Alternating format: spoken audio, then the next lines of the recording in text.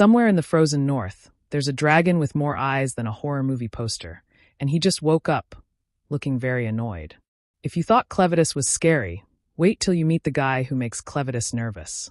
Welcome back to Anime's Update, the channel that finds the plot twists before your group chat does, and today, we're talking about a new key visual that just dropped teeth first into the fandom, teasing a showdown nobody asked for, but everybody wants.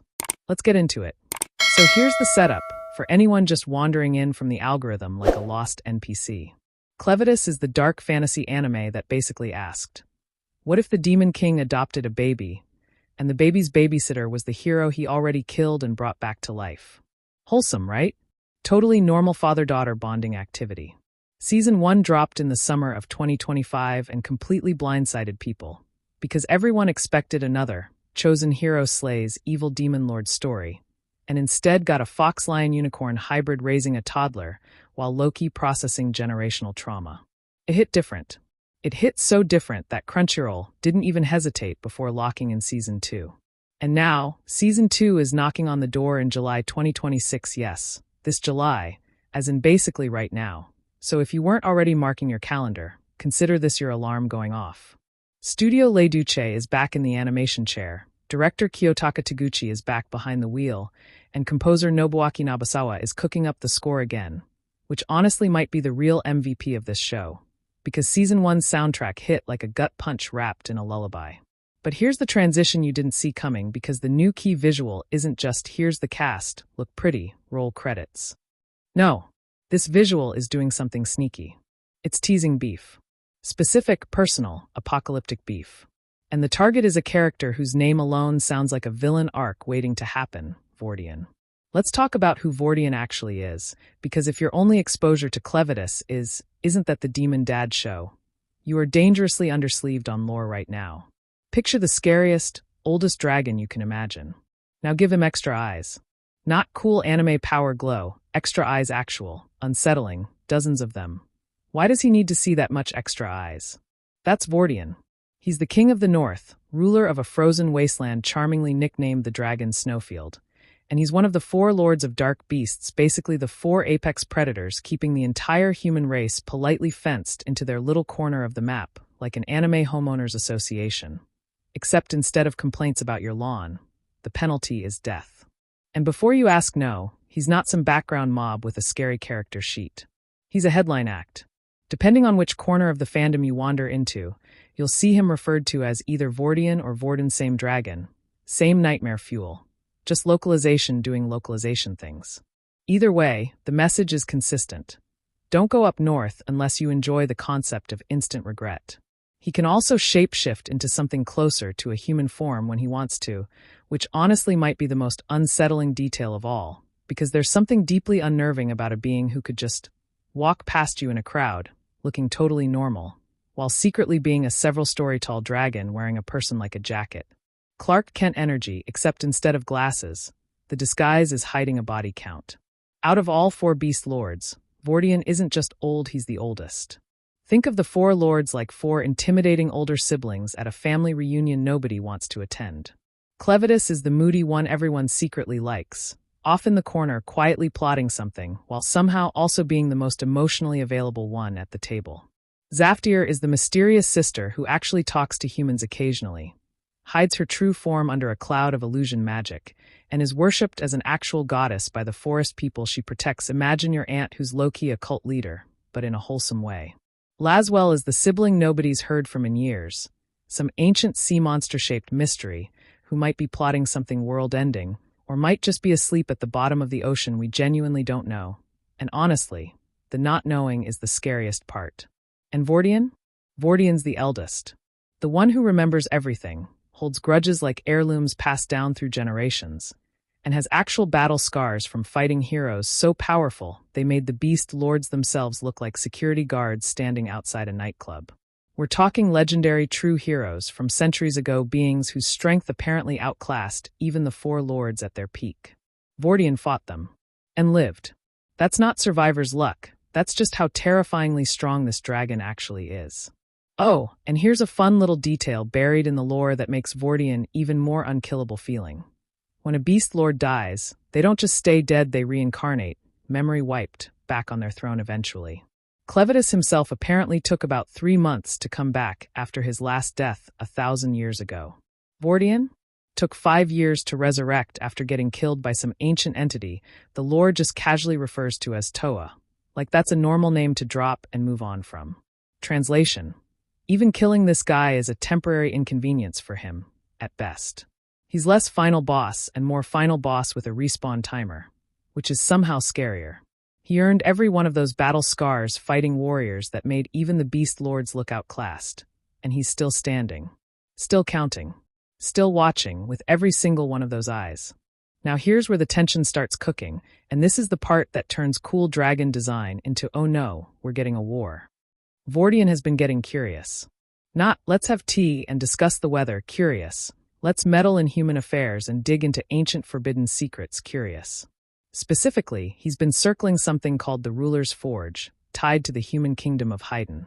And that is a massive problem, because Clevatess has his own quiet agenda involving the humans. He's been low-key influencing the kingdom of Luna from the shadows, playing 4D chess while raising a baby with one hand. Picture 2 rival CEOs who've silently agreed not to poach each other's clients, and then one of them starts sniffing around the other's biggest account. That's Vordein and Clevatess right now. 2 ancient, world-ending forces who've operated on a you stay in your lane, I'll stay in mine, understanding for 1,000 years. And that understanding is starting to crack like ice under way too much weight. Considering Vordein's literal domain is an actual frozen wasteland, that metaphor writes itself. And speaking of the ice is cracking, let's talk about what that new key visual is actually doing to us, because this is the moment we've been building toward. The image reportedly teases the story shifting toward a Magic Academy setting for Season 2, which, look, anime goes to magic school, is usually the point where a show either evolves into something amazing or faceplants into a trope graveyard. But paired alongside that academy tease is unmistakable imagery pointing toward Vordein, and that combination is doing a lot of narrative heavy lifting without a single line of dialogue. It's basically the anime equivalent of a chess player quietly sliding their queen 3 spaces over and saying nothing you don't need subtitles to feel the threat. Think about it structurally for a second, because this is actually clever writing, not just let's throw in a big dragon for hype. Season 1 ended with Clevatess and his makeshift little family infiltrating a private magic academy, all in the name of quietly shaping the upbringing of a young prince named Luna. That's already a delicate Operation Demon King cosplaying as normal guy, undercover at a school, trying not to blow his cover while a literal baby is his emotional support object. Now bake in Vordein's growing obsession with the Ruler's Forge, an ancient human secret buried somewhere in this world's history. And suddenly the Academy isn't just a cute slice-of-life detour. It's a pressure cooker. It's the site where 2 ancient god-tier monsters' separate agendas are about to collide, and the humans in the middle have absolutely no idea their school field trip is standing on a fault line. Here's an analogy that'll make this click instantly. Imagine 2 international superpowers who've had a decades-long Cold War understanding. Nobody presses the big red button. Everybody stays in their lane.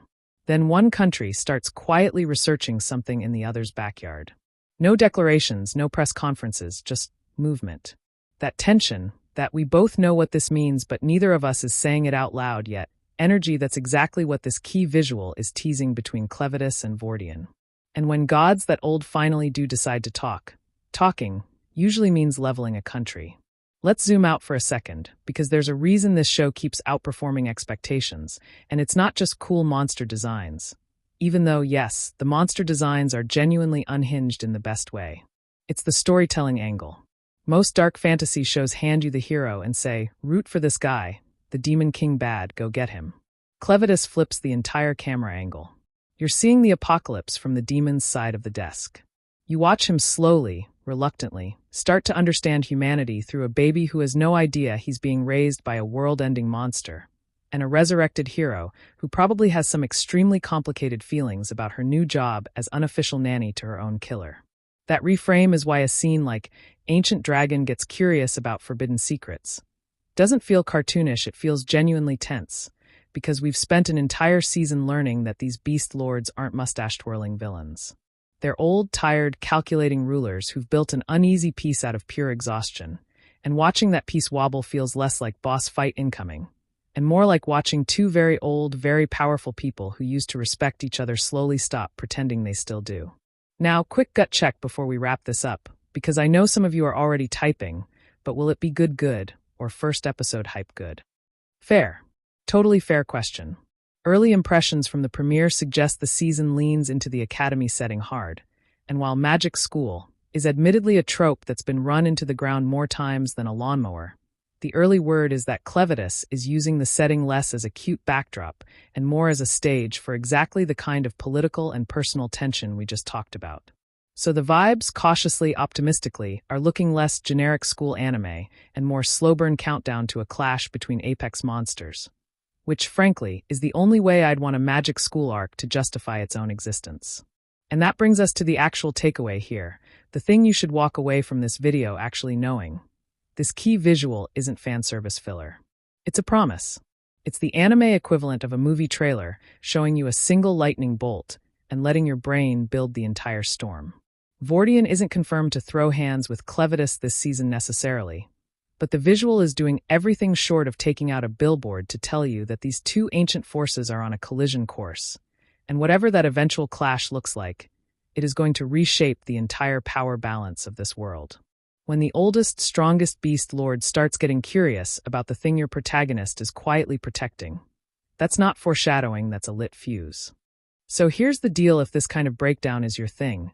If you like getting the plot and the context and the why should I actually care, all in one sitting instead of doom-scrolling 17 different clip channels, do me a solid. Hit subscribe and smash that notification bell, because this season is about to drop weekly bombshells, and you do not want to be the last one in your group chat to know Vordein finally showed up. Alright, dragon with too many eyes, demon dad running a secret political operation out of a magic school, and an ancient Cold War about to boil over. Season 2 is shaping up to be a genuinely wild ride, and we'll be right here covering every twist as it drops. Thanks so much for watching, and I'll catch you in the next one.